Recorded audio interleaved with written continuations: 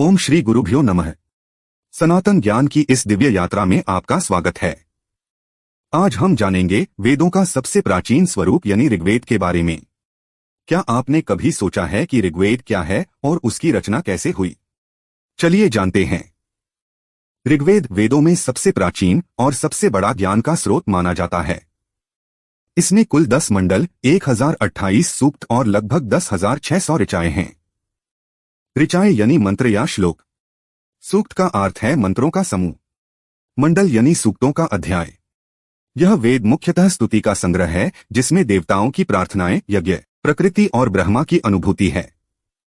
माना जाता है कि यह ज्ञान ब्रह्मा से ऋषियों को श्रुति के रूप में प्राप्त हुआ था। सबसे प्रमुख ऋषि जिन्होंने इसे संकलित किया जो ऋषि वेदव्यास है। ऋग्वेद में स्तुति की गई है अग्नि की, जहां यज्ञ के माध्यम से ब्रह्मा से संवाद है। इंद्र यानी शक्तिशाली रक्षक के रूप में।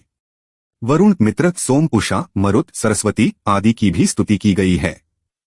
ऋग्वेद के देवता प्राकृतिक शक्तियां हैं जिससे सनातन का ईश्वर यानी प्रकृति का भाव प्रकट होता है।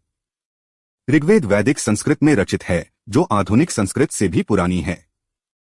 इसमें काव्य, छंद, अलंकार और ध्यानयोग के संकेत हैं। कुछ ऋचाएं ब्रह्मा की अद्वैत अनुभूति तक पहुंचती हैं, उपनिषदीय भाव में।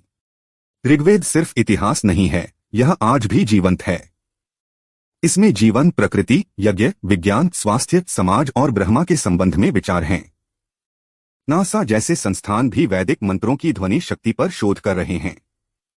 यही है ऋग्वेद जो मानवता के लिए प्रकृति और ब्रह्मा का संवाद है।